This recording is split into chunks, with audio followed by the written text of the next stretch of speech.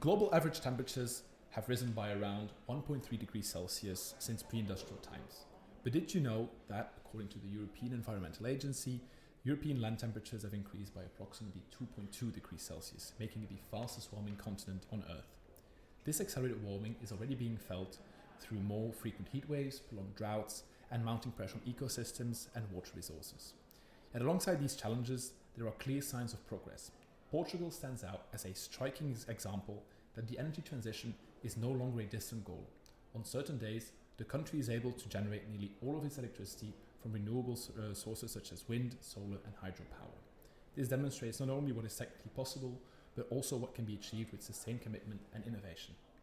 Welcome back to another episode of Green is the New Black, your favorite podcast presented by Oikos Lisbon, where we explore how sustainability is reshaping our world, one story, one idea, and one changemaker at a time. I'm your host Mathieu, and in today's episode we're diving into climate change and the energy transition. Joining me today is Duarte Costa, politician and climate expert. Duarte holds a master's degree in climate change and policy from the University of Sussex. Being convinced that science should play a large role in politics, he joined Volt Portugal, where he currently serves as co-chair. Duarte, welcome. We're so excited to have you here. Thank you. To start off, could you tell us a bit more about your journey so far and what inspired you to get involved with climate action and eventually step into politics with Volt Portugal? Mm-hmm. Thank you very much for inviting me and for having this initiative of discussing and going deeper into the climate transition and what we need to live long term in planet Earth. For me, when I was more or less maybe the age of the people that are listening to us, if you are students of Nova SBE, when I was in my early 20s, I understood that climate change was going to be the biggest challenge of this century across the planet.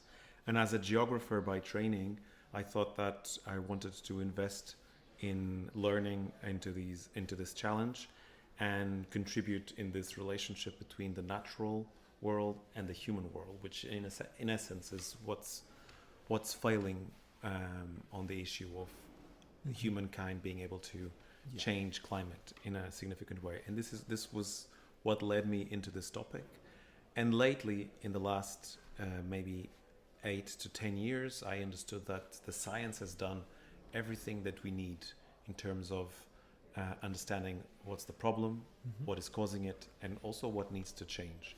Now, the issue is not knowledge, the issue is rather willingness to change. And this is what made me come into politics and choosing Volt, because Volt is the most ambitious political party across Europe standing for climate action, because it's a political party that informs its policies on science evidence, and this is critical on climate change so that we have the policies to really tackle this issue according to what's needed, which is what science is telling us.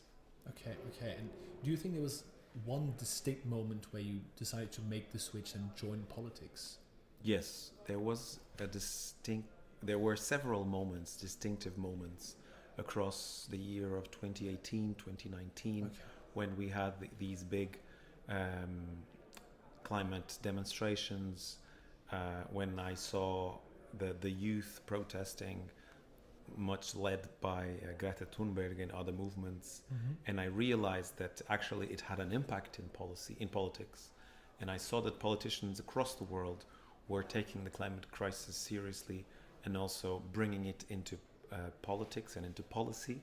This is how the Green Deal and the European climate law was born, and understanding that this has an effect, that climate was going to be taken seriously, but also acknowledging that the traditional politician class is not prepared whatsoever for these challenges. It took them the people to go to the streets to do something rather than the clear, sheer evidence to do something. That made me realize that we don't just need to ask for this, we actually need to step up into politics to make sure that we have a political class that is competent and that is aware of the issue, to make sure that we make the courageous and necessary decisions in this decade to prevent full climate breakdown in this century. Okay, that's really interesting. I wanted to get more into Portugal as a topic, right? So Portugal is often, as I mentioned in the introduction, praised for being renewable, as I said. they sometimes generate like almost all the electricity via renewable sources. Do you think this reputation is well deserved? In other words, what do you think are the strong points of Portugal's renewable system? Portugal made very strategic, good decisions in some decades in the past. I would say in the late 90s and early 2000s. So we have a series of dams that produce a lot of hydropower that actually goes back to mid 20th century, and then on wind and solar in the last decades. And this means that in terms of generating energy, Portugal is one of the best in Europe. There are other countries that are way better than Portugal, even though they have much less renewable potential in the Nordics, for example. So we still have a good potential. Now the issue is that we're not very efficient in using this green energy. We still depend heavily on fossil fuels when it comes, for example, to transport. Around 54% of all our energy comes from fossil fuels when it comes to when you consider the transport sector into all energy needs, because the transport sector is over 90% reliant on fossil fuels. So we did a good transition when it comes to energy generation, but we are falling behind when it comes to mobility, and also when it comes to waste management. So we are great at producing energy, but then we waste a lot of this energy, and also the way we consume and process waste after that consumption is also wasting a lot of energy. So in actual fact, or in essence, Portugal has still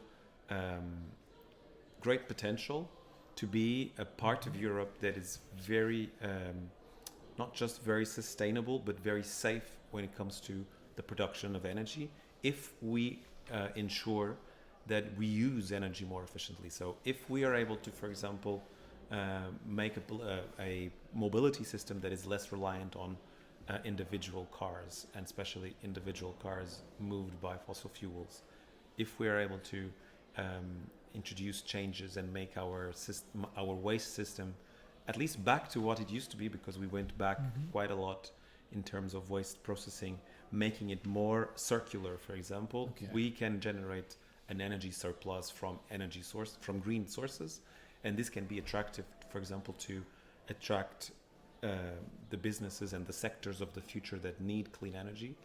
And clean also means safe, means not being reliant on the Hormuz Strait, not being reliant on what Donald Trump is going to tweet tomorrow. Because if our energy comes from the sun, the rivers, and the wind, we are much more in control.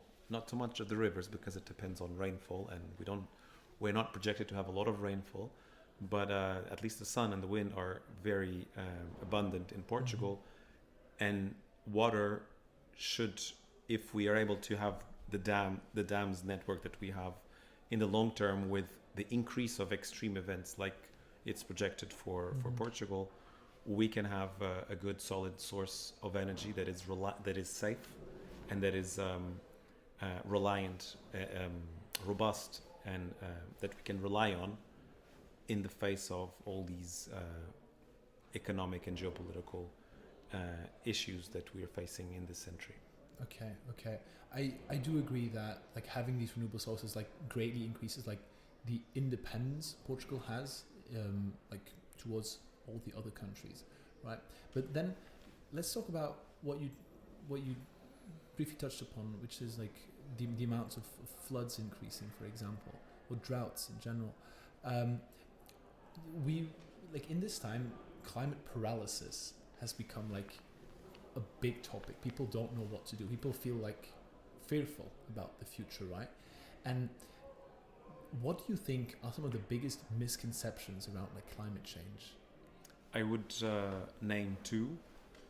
One is thinking that individual action is the essential part of change, and the second thing is that small countries can do little if bigger countries don't do much. So for the first one, even the IPCC has come to acknowledge that while obviously individual action is very important, what we can all do as individuals to reduce our footprint is essential, but to address this crisis, we need collective answers. So we need policies.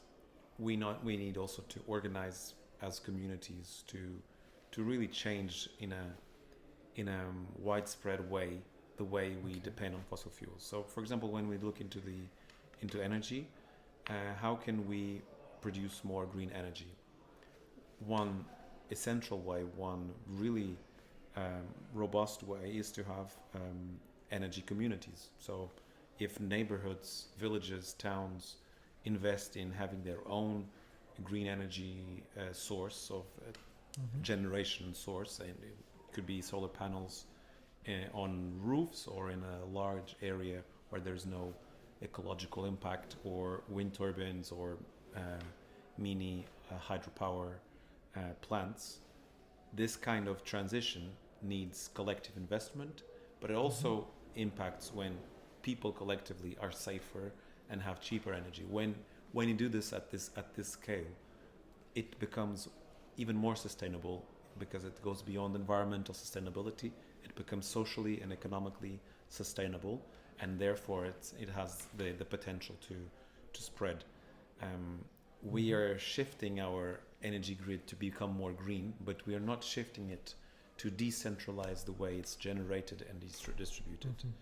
And since we're talking about Portugal, as we know, we had a big blackout last year in Portugal and Spain, which is indicative that we are not safe, and we don't have a robust energy system for this types of incidents or impacts. And this is a failure as well of having a system that is heavily reliant on large-scale generation of energy. We should have the large-scale system probably for large-scale use, like industrial and other business-oriented uses of energy. I'm thinking of data centers, for example, that we will need in the future, or producing hydrogen for heavy use of energy, but have the residential domestic use out of that network and reliant on locally, regionally generated energy. Obviously, both should be interconnected. It might be that my local or regional community has not enough energy for all our needs, and therefore we need to buy from the large scale, but we should definitely have that local, regional, because if the large scale fails, we are reliant and reliant on our own local, regional, but also we will save a lot of money because as we have experienced, the benefits, the financial benefits of free energy are not always translated to the end consumer. So the emission benefits are translated to all, thankfully, but the price benefits are not translated. And this is also a means to make sure that people benefit from these investments on a financial level. And again, for this to happen, you need political courage. And we know how the traditional political parties are very much intertwined with big energy company lobbies, and obviously they don't show the courage to change these systems through which you have big players in the markets. Then whether if it's fossil fuels or green energy, they will always make large profits where people are not seeing the benefit directly from this green transition that they should see, because green energy is much cheaper than fossil fuels, and the share of these profits from green energy should definitely be shared with the end users for sure. Okay, well, I think it's very interesting that you say that we need to have like very decentralized energy grids, essentially, right? But my doubt with this would be that this will come at huge, like, enormous investment costs, and where will Portugal, for example, get all that money from? I know that large-scale renewable investments have a more cost-benefit, a lower or a better cost-benefit for the investment. Yet a lot of the costs of these large-scale solar farms, for example, are not factored in. For example, the environmental costs, the social costs that somebody else will pay for it, not the investor. And and these actually should be factored in to when thinking of the answer to your question. Now, there are various financial instruments to make this transition, not just public instruments, but there are European funding, national funding, environmental taxes that can be raised from polluters, for example. But also there's the logic of an investment, in the sense of you can have private equity, private investment in local to regional energy grids that then obviously have a return on investment, that it's not just green and profitable, but it's also an investment on safety. And I think now and into the future, this aspect is going to grow. People are looking for safety because we feel that we live in a dangerous world, and not just dangerous physically speaking from the climate crisis, but dangerous because something that we thought that's guaranteed, like the energy supply of my house, is compromised, or the petrol on the petrol station might not be there when I need. So I need maybe to have a car and a solution for my energy. And let me add here as well, food. We might enter a time of food scarcity, because we are seeing reports from FAO, the UN Food and Agricultural Organization, that are very, very serious about how the climate crisis, how extreme warming is already compromising a lot of the food production of the planet. So we also into the future, we will be seeing people more and more look for self-sufficiency on food. For example, making sure that everyone has access to a plot of land to grow their food, to have some solution, because we might enter a time in which food availability is definitely not on the same terms as we have and as we are used to, that we go to any supermarket and there's always food there for us to buy. Might be the time that food is not enough for everyone, and it's not affordable to everyone, and this is also this is another topic into the future. But when it comes to energy, I think people are realizing that this can be the case. And in fact, if people are aware and up to date with the scientific evidence that is being launched and made public in recent months, at least, this is the case that people will be looking into investing more on their safety when it comes to energy access and food and water access. Okay, that's really interesting. I also wanted to get into your role as a politician, right? Because I sometimes hear around me, I hear the idea floating around that politicians tend to be somewhat disconnected from the world that they live in. You, as co-chair of Volt Portugal, when making decisions or when taking a stance in a decision, who do you talk to before making a stance on, for example, a scientific decision that involves climate action? Well, politicians taking decisions on climate action, they need to listen to a variety of stakeholders. They need to listen to scientists, but the best way to be up to date with science is to read what scientists write. You may talk, you may have interchanges, but the science is out there, and it's already like facilitated to politicians in various ways. There are very good organizations working with scientific outcomes to really make them accessible to politicians. So that work is done. I think politicians also need to talk with the business sector, local authorities, families and citizens, the youth. Politicians need to be aware that they are living in a time in which we need to make critical, strong, courageous decisions. This decade, the decade of the 20s of this century, is really the decade that defines whether we go into really dangerous ramp of warming in the climate, in the Earth system, that will trigger catastrophic, and this is not an exaggerated word, catastrophic changes in the equilibrium state of our Earth system. Or if we make certain decisions, we can prevent it.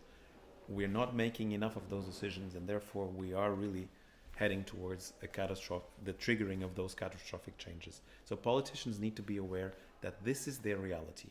And this is the time in which you can make decisions that best that help us all to best cope with that future. So we can invest on prevention and having the best early warning systems, for example, to extreme events. I launched a petition about this, and if people listening to this podcast can sign it, it's super helpful, because in Portugal our early warning systems are really, really weak to deal with the kind of extreme events that we just experienced this winter. We don't use the best scientific evidence and scientific forecasting of extreme events that is out there for free, produced by the European Union, produced by Copernicus, for example. We don't use this information effectively to then communicate to people the risks that they might face if one of these events goes through this part of the European Union.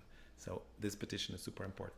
Politicians can also invest on making sure that our energy grid is less reliant or not reliant whatsoever on fossil fuels, that we have an agricultural system that is drought proof and as much resilient as possible, that people have alternative sources to food, to water, because we're going to enter times in which energy, food, water, they might become scarce, and we need to see if that's the kind of world we are living in, what decisions can be done collectively by politicians, but also what decisions can be done at individual scale, at local scales, because indeed, if we listen to what scientists and the scientific evidence is telling us about the next years, and I'm not talking about the end of the century, there are some possibilities in some model scenarios that we reach 2 degrees in the next decade.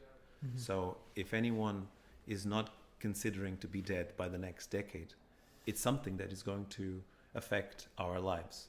And when we talk about 2 degrees of warming, we are talking of dramatic changes in the way that life, as not just our life, human life, but life of all beings on Earth, is going to be changed in a very drastic way.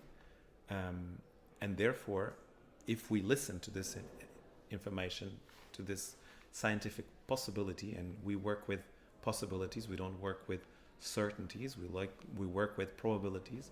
But if we listen, if we pay attention to these probabilities, and they're not so extreme and unlikely, they are possible, I would put it this way, then we need to make decisions. We can't just assume that the future is going to be to the past. I actually would say the contrary to that. The future is going to be very different from the past. And when it comes to the physical environment, not for the better. Okay. Well, you famously said that the EU should aim for carbon neutrality by 2040 instead of 2050, and reduce emissions by 80% instead of 55% by 2030. Given the landscape that we're in right now, do you think this still holds up and is still a realistic goal? We have been saying this in Volts since the beginning of this decade, and it's really, really frustrating to see that even though we were able at the European level to reduce emissions mostly from the large-scale sources of emission, like the energy sector and some heavy industrial sectors, and through the EU ETS sectors generally, it's really frustrating to see that we have made the reasonable and necessary target of neutrality by 2040 seem unrealistic at the European Union. So the European Union is the most ambitious region in the world when it comes to mitigation of climate change. And even though we are at that part of the world, what's considered necessary for this part of the world is perceived as too ambitious and unrealistic. I don't know if it's still realistic or it's still feasible, but I think that we have not yet tried the full-scale way of doing this. I see that we have, for example, a public administration that is not coping well with all this stress that it's being put, at least from my Portuguese perspective. We still have a very bureaucratic and inefficient public administration, this is a critical element, because a lot of these responses to climate change result from the execution, implementation of policies. Even if we have great European targets, even if they're not aligned with what's necessary, but we have targets at European level. Now member states need to implement that. Different public administrations at national level will have different successes in doing these changes. I can see from the public administration in Portugal that it's going to be it's a detrimental element, because we are under-resourced, under-trained for this topic, and we are not even, I think, seizing the opportunities that are there to make Portugal, for example, much more competitive in terms of the energy use, in terms of how we consume and how we process waste from consumption. There are gains to be implemented that I'm not seeing them, even from AI, for example, which is an accelerator and could be, besides all its risks, it could be something that helps us to leap over these hurdles of bureaucracy and inability to go faster. Maybe with AI we could, but we need to really implement it, and we need to train people to use it, and we need to be courageous. Maybe we don't need as many humans doing things that takes forever for them to do, and have more AI assistants well trained, and make sure that the public administration moves faster and brings the benefits of all these investments on the green transition and all the benefits of this neutrality vision directly to people, to businesses, to the economy, because this will thrive, this will generate direct benefits that maybe will help us make this neutrality more that is necessary by 2040 achievable and realistic. Okay, I think I have two questions about that actually. So firstly, do you think it's mostly like a policy issue, or does technology also play a role? Do we need better technology for it to be more realistic? What's your take on that? Let me answer you this way. The policy answer in the European Union has heavily relied on technology and technological development. Some policies have even been designed we know that in future we will develop some technology to address this issue, even though we don't have it right now. For example, when it comes to aviation, we believe that we are going to develop technology in which we can fly without fossil fuels. But it's not guaranteed that we're going to get there. We are making efforts to get there. It's let me put it optimistically. We have good faith in the human talent to create it, but there's a risk that we might not, and this is important to be aware of. Yes, we need technology. Technology has saved humankind in many ways over our history. Let's remember how the pandemic was resolved thanks to vaccination, for example, that didn't exist before it. So technology plays a role, but technology cannot mask the clear evidence that we have built a economic model that heavily relies on unsustainable consumption of resources.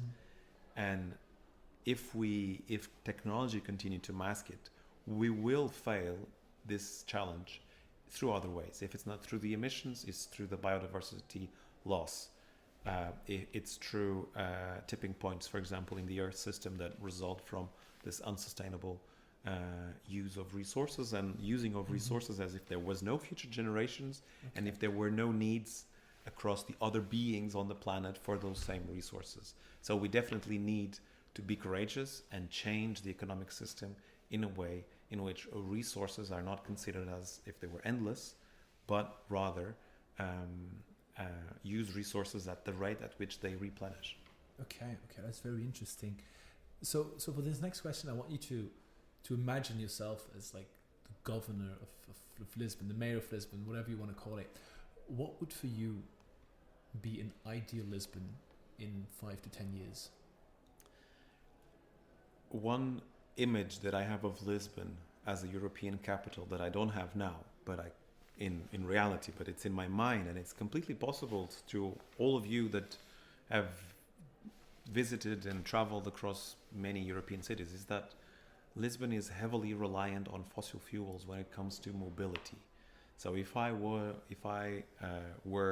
the mayor of Lisbon, I would have a 5-year plan to drastically change how mobility works in Lisbon. We need to have much more frequent public transportation. We need to have faster public transportation when it comes to rail, metro, and trains. We need to have more express trains, more frequent. We need to have bus lanes, because if public transport is more frequent and faster, like express routes, for example, people will choose the public transport rather than the car, because cars are chosen because even though they're traffic jam, they still succeed being faster. We live in a time when people don't have time for everything they want to do in their lives, or everything that society tells us that we need to do in our lives. We all fall on this trap, and time is of the essence, as it's usually said. Let's make public transport competitive with cars. Let's have radical, ambitious,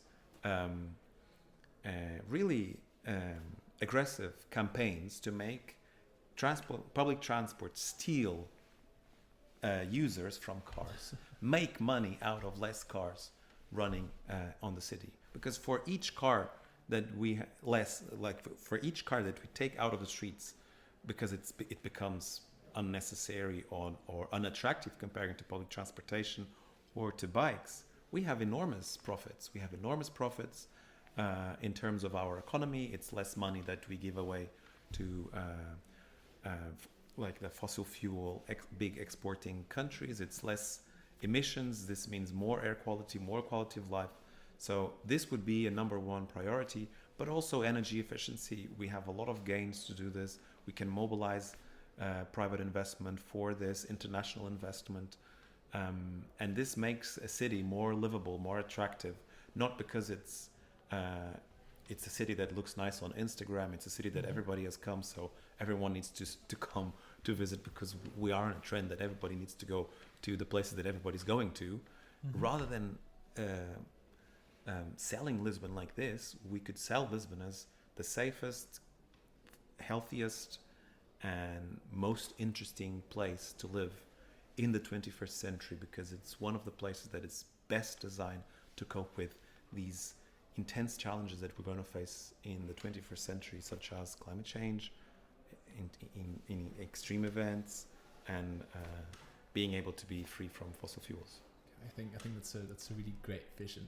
And as a final question, as you're a climate expert, what would be your message to young people like me who don't know how and whether they can make a difference in the battle against climate change? We desperately need talent for climate action. We don't need just climate scientists. In fact, we don't need many climate scientists compared to the many people we need to implement the climate transition. We need engineers, people graduated in law, for example. We need communicators, designers, marketeers, teachers, communicators, I already said.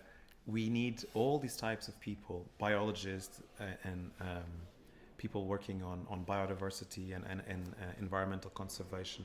We need a wide range of experts that think the climate transition, that enable this climate transition to happen. And actually, we also need people that are experts on climate action, people that are experts on knowing what's the range of tools that we have to decarbonize, to implement the things that we promised that we're going to achieve by 2030, 2050. People that are expert on not just knowing the tools, but also on managing teams, on getting the funding, and make things happen. And we need the young generation to do it, whether if it's through working for somebody else that is keen on doing this, municipalities, businesses, the governments, NGOs, or start your own businesses in which you put people buying your services, by which allow people to also make the right decisions and make them free from fossil fuels. This is what we need to work in all fronts, and the younger generations is super necessary. I work in a municipality in Sintra, and I lead the division there of environment, and we are really short of people to really do everything that we need to do to make sure that we fulfill the targets that we set as a municipality, which are beautiful targets. It's a municipality that is really much engaged with the climate transition, but now we need to do it, and we need more talent. So we need you. Okay, so if you need somewhere to go, it's Sintra. Yeah, right? You're welcome. Yeah, work with me. Duarte, it's been an absolute pleasure. Thank you so much for sharing your vision about climate action and the role that politics play in shaping a more sustainable future. It's really inspiring to see you working towards like such an ambitious goal, like really trying to push for that. Mm-hmm. I think that's incredibly inspiring to see for most people. And to our listeners, if you'd like to learn more about Duarte Costa and Volt Portugal, check out the links in our episode description. Also, he's in Sintra. And don't forget to follow Green is the New Black for more conversations about people and ideas shaping a greener, fairer future. Thanks for tuning in, and remember, green really is the new black. See you next time.